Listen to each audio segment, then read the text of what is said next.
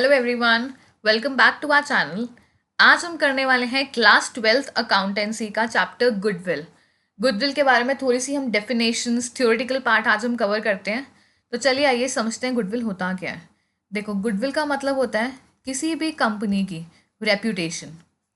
कि रेप्यूटेशन कैसी है किसी भी कंपनी की, वो होती है कंपनी की गुडविल। कि किसी कंपनी की रेपुटेशन अच्छी होती है, लोग ऑनेस्ट होते हैं, हार्ड वर्क करते हैं ओनर्स, तो उसकी जो रेपुटेशन होगी, जो गुडविल होगी, वो भी बहुत अच्छी होगी। लेकिन अगर कोई डिसऑनेस्ट कंपनी है, जो कि फ्रॉड कर रही है, जो कि लोगों को चीट कर रही है, तो उसकी रेपुटेशन अच्छी नहीं होगी। ठीक है, तो यहाँ पे गुडविल बेसिकली होता क्या है, एक बहुत इंपॉर्टेंट एसेट होता है कंपनी का। कौन सा एसेट होता है ये? Intangible asset. इनटैंजिबल मतलब which can not be touched, felt और सीन, जिसको आप नहीं देख सकते हो, छू नहीं सकते हो, बट ये एक एसेट है। क्योंकि अगर कंपनी की गुडविल अच्छी है ना, तो अगर गुडविल अच्छी है कंपनी की, तो कंपनी के प्रॉफिट्स भी ज़्यादा होंगे।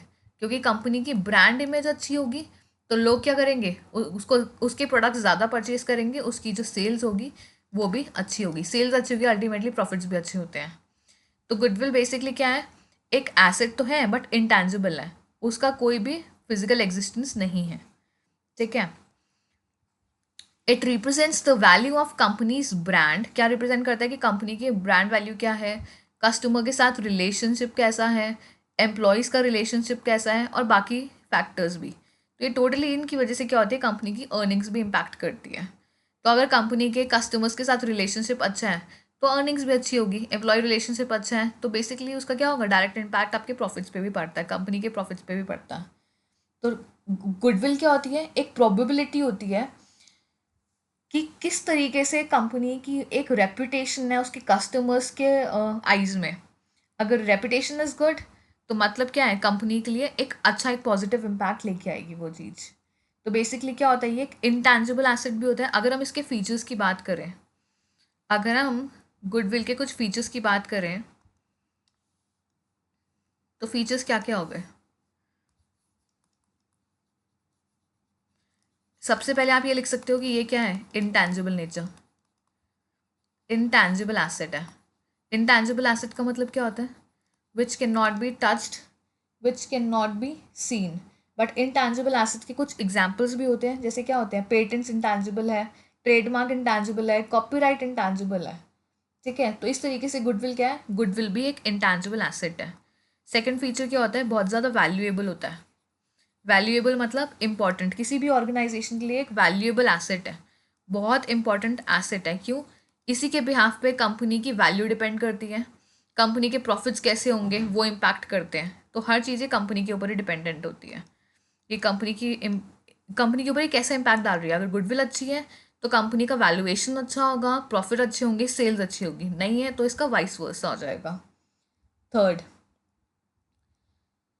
Helpful in earning excess profits. इसके क्या होता है, अगर कंपनी की गुडविल अच्छी है, तो कंपनी के क्या होंगे, प्रॉफिट्स भी अच्छे होंगे। तो ये अनदर फीचर है, कंपनी की गुडविल अच्छी है तो कंपनी के प्रॉफिट्स भी अच्छे होंगे, ज़्यादा वो पैसा कमा सकती है। ठीक है, next, it's value is liable to constant fluctuations. ये क्या होती है, इसकी जो वैल्यू किसके ऊपर डिपेंड होती है, कंटिन्यूस क्या होते रहते हैं, फ्लक्चुएशंस। इसके बारे में कुछ पढ़ते हैं। फ्लक्चुएशंस मतलब इंक्रीज एंड डिक्रीज जैसे होता रहता है। While goodwill does not depreciate, its value is liable to constant fluctuations.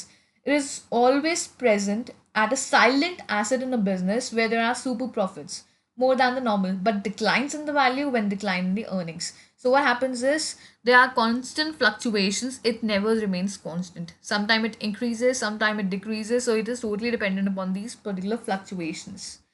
Okay. So another important feature which we can state is it is valuable only when the entire business is sold. It cannot be sold in parts. See what happens is, अगर आप goodwill को partly cell out करना चाहो, you can not sell it. ये तभी valuable होगा, it will be valuable when entire business is sold out. When entire business is sold out. जब पूरा बिजनेस बिकेगा तभी इसकी वैल्यूएशन कंप्लीटली डिटरमाइन कर सकते हैं और निकाल सकते हैं। So these are the important characteristics of features which we can say of the goodwill. ठीक है, इसके आगे कुछ और चीज़ें भी हम पढ़ते हैं अभी। चलिए let's see. Types of goodwill की अगर हम बात करें, कितने तरीके की गुडविल होती है। एक होती है परचेज गुडविल, दूसरी होती है self generated goodwill. Purchase goodwill का मतलब क्या हुआ?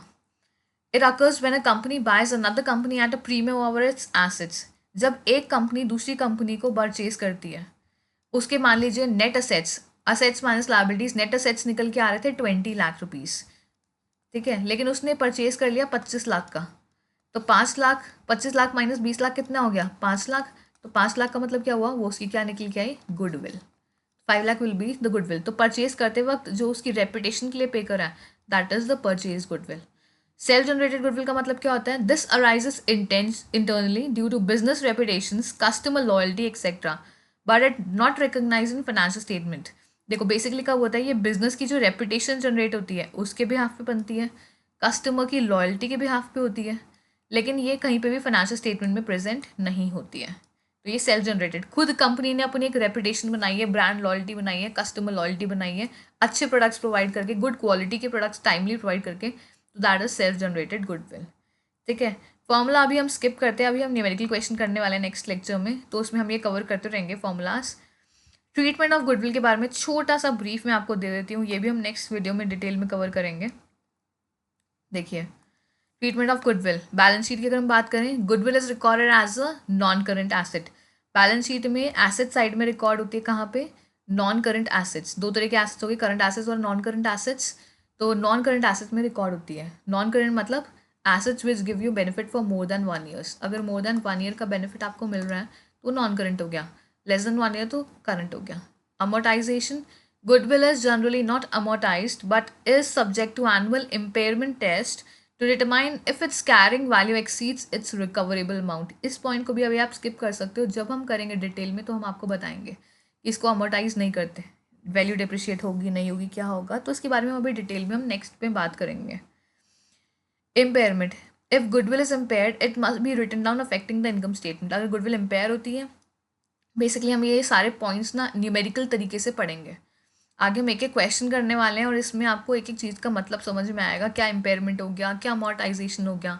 But for the theoretical perspective you can note down these particular points, will be explaining it to you again in the next lecture whenever we are covering the theoretic numerical portion into it. ठीक है, तो अभी हम next पढ़ रहे हैं importance of goodwill. Basically क्या होता है, एक वैल्यू रिकग्निशन होता है, क्योंकि ये एक तरीके से क्या करती है, ये क्या रिप्रेजेंट करती है? किसी भी ब्रांड की वैल्यू, कि वैल्यू अच्छी है कैसी है उसके, और अल्टीमेटली किस उसकी वजह से ही उसके फ्यूचर अर्निंग्स भी इम्पैक्ट होते हैं। तो बिजनेस एक्विजिशन की अगर हम बात करें, अगर कभी भी आप अक्वायर कर रहे होते हो, दूसरे बिजनेस के साथ मर्ज कर रहे हो, अक्वायर कर रहे हो, तो बेसिकली क्या होता है, नेगोशिएशंस में इम्पैक्ट डालता है ये। ठीक है, और क्या की पॉइंट्स हैं? Goodwill is an essential concept in business valuation. बहुत इंपॉर्टेंट कंसेप्ट होता है बिजनेस वैल्यूएशन में, बिजनेस की वैल्यू निकालने में। कभी भी आप दूसरे बिजनेस को खरीद रहे हो तो उसकी कीमत निकालनी पड़ती है ना। अगर हम रिलायंस कंपनी को खरीदेंगे तो रिलायंस की वैल्यू कितनी ज़्यादा है, क्यों है? क्योंकि उसका नाम है, वो नाम को क्या बोलते हैं? गुडविल। वही गुडविल होगी एक तरीके से उसकी। Understanding its calculation and treatment is crucial for financial reporting. उसकी कैलकुलेशन समझना बहुत इंपॉर्टेंट है गुडविल की। ये गुडविल जो होती है किस में इम्पैक्ट डालती है? बैलेंस शीट पे भी इम्पैक्ट डालती है, क्योंकि एसेट साइड में शो करते हैं, और इनकम स्टेटमेंट पे भी इम्पेयरमेंट्स, क्योंकि अमोर्टाइजेशन इम्पेयरमेंट्स जैसे हो गया तो उसमें भी इम्पैक्ट डालती है। तो आज हमने पढ़ा है गुडविल का बेसिक थ्योरी। तो नेक्स्ट लेक्चर में हम इसके न्यूमेरिकल्स भी स्टार्ट करने वाले हैं। Stay tuned. Okay, bye bye, see you in the next lecture.